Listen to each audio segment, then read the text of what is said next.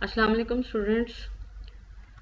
How to solve problems हमारी आज की वीडियो का टॉपिक है। फिजिक्स से रिलेटेड स्टूडेंट्स को अक्सर जो है वो न्यूमेरिकल प्रॉब्लम सॉल्व करने में इशू आता है। या तो स्टूडेंट्स का कहना ये है कि न्यूमेरिकल्स जो हैं वो उन्हें मुश्किल लगते हैं, और या फिर स्टूडेंट्स कहते हैं कि हम प्रैक्टिस भी करते हैं लेकिन टेस्ट में या एग्ज़ाम में न्यूमेरिकल्स जो हम फिर भी भूल जाते हैं। देखिए स्टूडेंट्स, ये वीडियो जो है वो बहुत इम्पोर्टेंट है। उसकी मेन रीज़न क्या है? उसकी मेन रीज़न ये है कि आज की वीडियो में हम न्यूमेरिकल प्रॉब्लम से रिलेटेड दो बहुत ही इम्पोर्टेंट पॉइंट्स जो हैं वो डिस्कस करेंगे।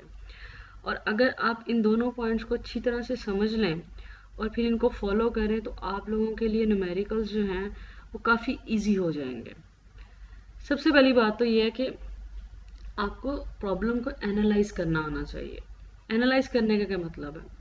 आप लोगों को प्रॉब्लम अंडरस्टैंड करनी है कि प्रॉब्लम है किस बारे में, प्रॉब्लम रिलेटेड किस चीज़ से है, प्रॉब्लम में पूछा क्या जा रहा है। देखिए, जब तक आप लोगों को प्रॉब्लम क्लियर समझ नहीं आएगी आप उसका सोल्यूशन भी फाइंड नहीं कर सकते।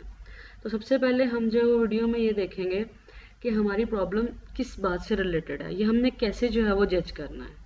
उसके बाद जो है वो हम उन स्टेप्स की तरफ जाएंगे जिन स्टेप्स को फॉलो करके हमारे लिए न्यूमेरिकल सॉल्व करना ईजी हो जाएगा। इसलिए वीडियो को जो है वो आप लोगों ने एंड तक देखना है, क्योंकि सब पॉइंट्स जो हैं वो एक दूसरे से इंटर रिलेटेड है। लेकिन वीडियो में आगे जाने से पहले मेरा आप सब लोगों से एक क्वेश्चन है। अक्सर स्टूडेंट्स के जहन में ये क्वेश्चन आता भी होगा, और वो ये है कि आखिर हमें न्यूमेरिकल प्रॉब्लम सॉल्व ही क्यों करने पड़ते हैं। सिर्फ थियोरेटिकल पार्ट होता फिजिक्स की बुक में, या डेरिवेशंस होती, शॉर्ट क्वेश्चंस होते, थ्योरेटिकल लॉन्ग क्वेश्चंस होते, न्यूमेरिकल क्यों सॉल्व करने पड़ते हैं? आप लोगों ने मुझे कमेंट सेक्शन में बताना है कि आप लोगों के ख्याल में हमें क्यों न्यूमेरिकल्स जो है वो सॉल्व करने पड़ते हैं। अगर आप लोगों को इस क्वेश्चन का आंसर मिल जाए तो आप लोगों का डेफिनेटली न्यूमेरिकल्स में इंटरेस्ट डेवलप होगा, और जब तक आप लोगों का इंटरेस्ट नहीं होगा आप लोगों से न्यूमेरिकल सॉल्व नहीं होंगे। इसलिए आप लोगों को सबसे पहले ये बात पता होनी चाहिए कि हम न्यूमेरिकल सॉल्व ही क्यों करते हैं। अच्छा स्टूडेंट्स, वीडियो के स्टार्ट में मैंने आप लोगों से कहा था कि हम बहुत ही जो है वो दो इम्पोर्टेंट पॉइंट्स हैं वो डिस्कस करेंगे न्यूमेरिकल से रिलेटेड। और उसमें से पहली बात मैंने कही थी कि सबसे पहले स्टूडेंट को क्या आना चाहिए, न्यूमेरिकल को एनालाइज करना आना चाहिए, उसे सॉर्ट आउट करना आना चाहिए। देखिए स्टूडेंट्स, कोई भी प्रॉब्लम हो, चाहे उसकी स्टेटमेंट जो है वो लंबी है, चाहे उसकी स्टेटमेंट जो है वो शॉर्ट है, हर प्रॉब्लम के दो मेजर कंपोनेंट्स होते हैं। जिस स्टूडेंट को जो है वो इन दो कंपोनेंट्स का आइडिया हो जाएगा उसके लिए जो है वो प्रॉब्लम इजी हो जाएगी। सबसे पहली बात तो आप अपने से ये निकाल दें, जो कि अक्सर स्टूडेंट्स ने अपने माइंड के अंदर रखी होती है कि जो स्टेटमेंट छोटी है ना वो प्रॉब्लम इजी, वो पहले ही अपने माइंड में बैठा लेते हैं कि प्रॉब्लम जो है वो ईजी होगी, और जो स्टेटमेंट लंबी है ना वो प्रॉब्लम मुश्किल है, और उसके ऊपर ये कि ये प्रॉब्लम पेपर में नहीं आ सकती, तो हम उस प्रॉब्लम को वैसे ही अवॉइड कर देते हैं। और चाहे वो जो छोटी स्टेटमेंट वाली प्रॉब्लम है वो ट्रिकी ही क्यों ना हो, तो आप लोगों ने जो है वो इस बात को जो है वो साइड पे रख देना कि लंबी स्टेटमेंट है तो प्रॉब्लम मुश्किल होगी, और अगर शॉर्ट स्टेटमेंट है तो प्रॉब्लम जो है वो बहुत आसान होगी। ऐसा कुछ नहीं होता। जैसी भी प्रॉब्लम है, उसकी स्टेटमेंट बड़ी है, उसकी स्टेटमेंट छोटी है, उसके दो कंपोनेंट्स है। सबसे पहले बात यह है, सबसे पहला इंपॉर्टेंट पॉइंट होता है व्हाट इज गिवन। देखिए, आपके सामने जब भी कोई प्रॉब्लम आती है आप लोगों ने उसकी स्टेटमेंट को रीड करना है, और सबसे पहले उसमें से आपने क्या चीज़ एक्सट्रैक्ट करनी है, उसमें से क्या चीज़ लेनी है कि उस प्रॉब्लम के अंदर आपको कौन कौन सी फिजिकल क्वांटिटीज गिवन है उनको आपने सेपरेट कर लेना है। ठीक है, उसके बाद अब आपका काम ये होना चाहिए कि आपने ये देखना है कि अब उसने आपसे पूछा क्या है, वो प्रॉब्लम आपसे डिमांड क्या कर रही है। अब वो फिजिकल क्वांटिटीज आपने साइड पे करनी है जो आपसे पूछी गई है। What is given number one, and what is asked. In short आपने इसको याद कैसे रखना है, it is called 2Ws, 2W method. ये मेथड अगर आप अंडरस्टैंड कर लेते हैं तो आप समझें कि आपके 50 to 70% जो है वो न्यूमेरिकल प्रॉब्लम आपके लिए इजी हो गया। सबसे पहली बात आपने ये देखना है कि आपको गिवन क्या, व्हाट इज गिवन, और second W, what is asked. ये तो हो गया हमने प्रॉब्लम को एनालाइज कैसे करना है। अब हम देखते हैं कि हम उन स्टेप्स को जिनको फॉलो करके हमने सोल्यूशन तक पहुंचना है, कि अब हमने न्यूमेरिकल को सॉल्व करना सीखना है।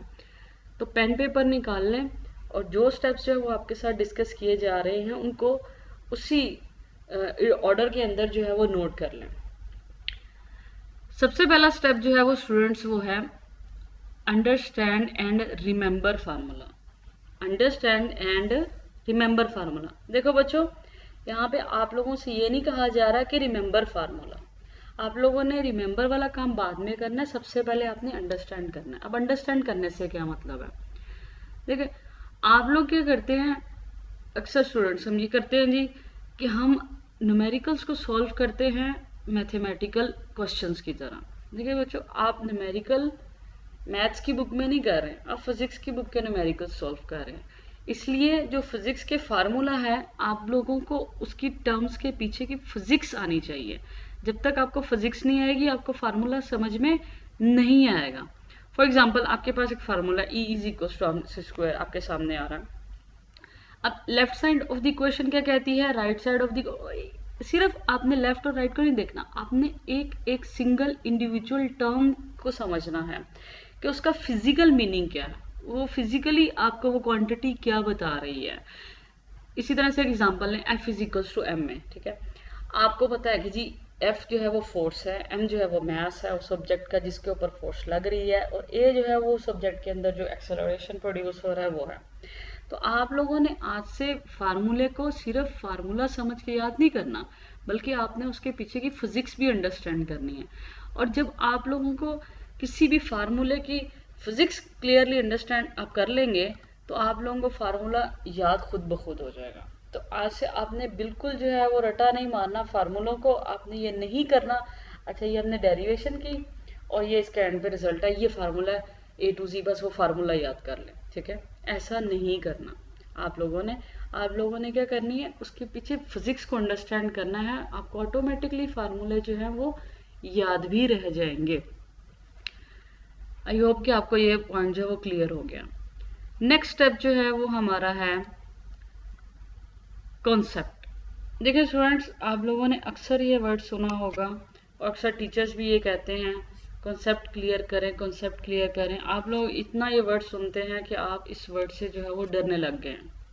आप लोगों को सबसे पहली बात तो ये समझनी है कि कॉन्सेप्ट कोई जो है वो इतनी मुश्किल चीज़ नहीं होती है। बेसिकली कॉन्सेप्ट होता क्या है, जब भी आप कोई टॉपिक स्टडी करते हैं ना स्टूडेंट्स, उसके अंदर जो मेन आइडिया होता है, जो कि उस टॉपिक को स्टडी करने का मेन पर्पज होता है, दैट इज कॉन्सेप्ट, ठीक है। ईजी वर्ड्स में आप इसको समझें।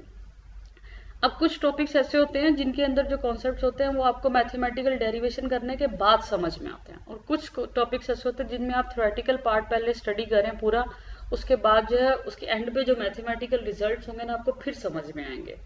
तो हमें कॉन्सेप्ट एक्चुअली समझ में क्यों नहीं आते हैं, उसकी मेन वजह यह है कि हम थॉरोली जो है वो टॉपिक को अंडरस्टैंड ही नहीं करते। और क्लास में भी हमारा ये एटीट्यूड होता है कि हम जो वो टीचर की बात जो वो पूरी सुनते नहीं है, और अक्सर औकात हमारा जो मेन कॉन्सेप्ट बताने वाला जो पॉइंट होता है वो मिस हो जाता है। इसलिए सबसे इम्पोर्टेंट बात यह है कि आप खुद से जो है वो सारा टॉपिक स्टडी करें। एक दफ़ा करेंगे, 2 दफ़ा करेंगे, आपको अपने वीक पॉइंट्स जो है वो पता चल जाएंगे, और देखेंगे जब आपके कॉन्सेप्ट क्लियर होंगे तो आपको न्यूमेरिकल सॉल्व करने में कोई मसला नहीं होगा। यहाँ पे स्टूडेंट एक और इम्पोर्टेंट बात, अक्सर आप लोगों को ये कहेंगे टीचर्स या आप लोगों का अपना पर्सनली ये पॉइंट ऑफ व्यू होगा कि जी हम न्यूमेरिकल सॉल्व करने से पहले ना हमें चाहिए कि हम पहले कॉन्सेप्ट अच्छी तरह से समझ लें, उसके बाद हम फार्मूले याद करेंगे। लेकिन आई थिंक कि this is the wrong approach. वो कैसे, देखिए स्टूडेंट, जब आप फार्मूला पहले करते हैं ना, मैंने फार्मूले वाला स्टेप जो है वो आप लोगों के साथ पहले डिस्कस किया था। देखिए जब आप फार्मूला अंडरस्टैंड करेंगे, मैंने आपसे क्या कहा कि फार्मूला याद नहीं करना, आप लोगों ने क्या करना है, अंडरस्टैंड एंड रिमेंबर फार्मूला। जब आप फार्मूले को अंडरस्टैंड करेंगे तो आपको कॉन्सेप्ट के बारे में ऑटोमेटिकली कुछ आइडिया ओवरव्यू पहले से ही हो चुका होगा। उसके बाद जब आप कॉन्सेप्ट को समझने की कोशिश करेंगे ना, तो आपको कॉन्सेप्ट पहले से ज़्यादा अच्छी तरह समझ में आ जाएगा, ठीक है। तो पहले जो है वो आप फार्मूलों को अच्छी तरह से समझ लें, अंडरस्टैंड करें, फिर जब आप कॉन्सेप्ट्स को रीड करेंगे, वो कॉन्सेप्ट्स को स्टडी करेंगे, तो आपके कॉन्सेप्ट्स हैं वो पहले से ज़्यादा क्लियर हो गए। तो 2 बेसिक बातें आपकी होगी, फार्मूला हो गया और कॉन्सेप्ट हो गया। और यहाँ पे ही आके आपका वो जो न्यूमेरिकल सॉल्व करने का एक बहुत इंपॉर्टेंट पार्ट है ना कि फार्मूला सेलेक्ट करना, वो भी आप लोगों के लिए ईजी हो जाएगा। देखिए अक्सर स्टूडेंट क्या होता है, डाटा तो बहुत अच्छी तरह से लिख लेते हैं, व्हाट इज़ गिवन, और व्हाट इज नोन भी लिख लेते हैं, लेकिन उस अननोन को जो है वो आप लोगों ने फाइंड किस फार्मूले से करना है, वहां पे आके स्टूडेंट हो जाता है कंफ्यूज। उसको ये समझ नहीं आ रही होती है कि अब मैंने फार्मूला कौन सा लगाना है। उसकी मेन वजह यही है कि फार्मूले को हमने सिर्फ रट्टा मारा, हमने सिर्फ फार्मूले को याद किया, हमने फार्मूले को अंडरस्टैंड नहीं किया, और फिर उस फार्मूले के पीछे जो कॉन्सेप्ट था हमने उसको स्टडी नहीं किया। नेक्स्ट स्टेप स्टूडेंट्स, इसके बाद जब आपने फार्मूला भी अच्छी तरह से कर लिया, आपने कॉन्सेप्ट को भी अच्छी तरह से समझ लिया, अब आपने अपनी बुक में जो सॉल्व एग्जांपल्स हैं उनमें से आपने इजी एग्जांपल्स को पिक करना है। इजी एग्जांपल से मुराद क्या, किसी के ऊपर लिखा नहीं होता इजी एग्जांपल या difficult example. Easy example difficult example से मुराद ये है कि जिसके अंदर सीधे सीधे आपसे कोई क्वांटिटी जो है वो ड्राइव करने के लिए क्या, टू दी पॉइंट अगर कोई आपसे बात पूछी गई है।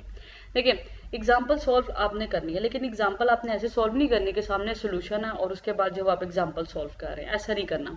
इजी एग्जाम्पल, जब आपका फार्मूला अच्छी तरह से प्रिपेयर होगा, आपका कॉन्सेप्ट क्लियर होगा, तो आपको जो है वो इजी एग्जाम्पल सॉल्व करना कोई मुश्किल नहीं लगे। अब हमने इजी एग्जाम्पल क्यों करनी है, उससे सबसे बड़ा फायदा बच्चों ये होगा कि आपके अंदर कॉन्फिडेंस डेवलप होगा। जब आप खुद से भी एग्जाम्पल सॉल्व कर लेंगे ना, तो आपको बहुत अच्छा फील होगा कि अब जो है वो मुझे जो है वो न्यूमेरिकल्स आना शुरू हो गए हैं। ठीक है, ऐसा नहीं है कि मुझसे न्यूमेरिकल सॉल्व ही नहीं हो सकते कभी भी, या मैंने न्यूमेरिकल सॉल्व किया तो वो भूल जाएंगे। तो आपने इजी एग्जांपल्स को इग्नोर नहीं करना, और ये सोच के इग्नोर नहीं करना ये तो इजी है, ये तो मैंने कर लिया, ये फार्मूला मुझे आ गया, ऐसा भी नहीं करना। इजी एग्जांपल सॉल्व करने के बाद आप लोगों ने जाना है डिफिकल्ट एग्जाम्पल की तरफ। स्टेप 4 आपका क्या होना चाहिए, सॉल्व डिफिकल्ट एग्जाम्पल। अब डिफिकल्ट एग्जाम्पल जरूरी नहीं है कि आपसे फर्स्ट टाइम में हो जाए, लेकिन आप लोगों ने सोल्यूशन सामने रख के एग्जाम्पल सॉल्व नहीं करनी है। आपसे अगर तो एग्जाम्पल हो जाती है वेल एंड गुड, अगर एग्जाम्पल नहीं होती तो बिल्कुल भी आप लोगों ने परेशान नहीं होना। आप लोगों का काम क्या होना चाहिए, आप लोग वापस जाएं कहाँ पे, कॉन्सेप्ट पे। जिस टॉपिक से रिलेटेड आप एग्जाम्पल सॉल्व कर रहे थे वो एग्जाम्पल आपसे नहीं होती है, आप अटेम्प्ट करें, आप अगेन अटेम्प्ट करें, फिर भी नहीं होती है, तो इसका मतलब ये है कि अब भी कॉन्सेप्ट में थोड़ा प्रॉब्लम है। तो आप, क्योंकि आपको फार्मूला तो पता, लेकिन फार्मूला अप्लाई करना आपको नहीं आ रहा, आप बैक जाएं की कॉन्सेप्ट पे जाने के बाद आपका कॉन्सेप्ट एक दफ़ा और अच्छी तरह से रिवाइज हो चुका होगा।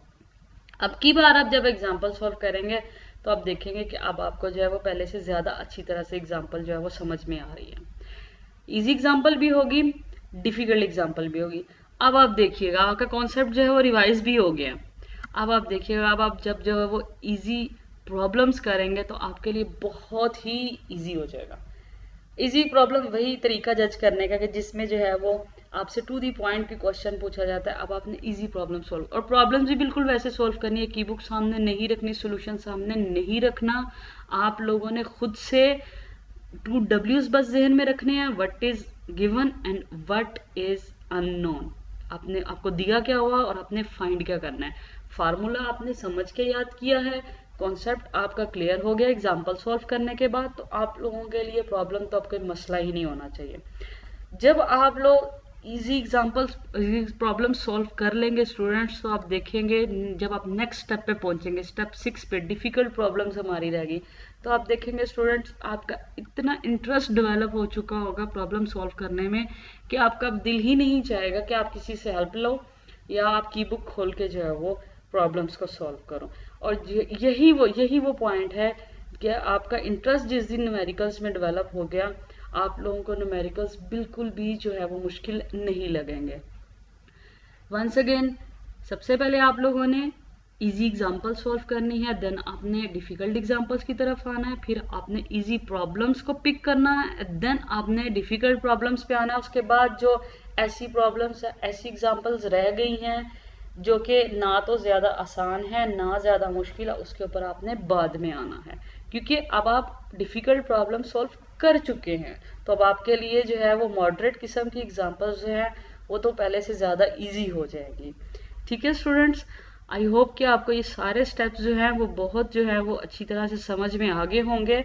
देखिए स्टूडेंट, लास्ट में एक बहुत इंपॉर्टेंट बात आप लोगों के लिए कि ऐसा नहीं होता कि सबको सब न्यूमेरिकल प्रॉब्लम्स आते हैं। न्यूमेरिकल प्रॉब्लम्स सबको मुश्किल लगते हैं, सब स्टूडेंट्स को मुश्किल लगते हैं।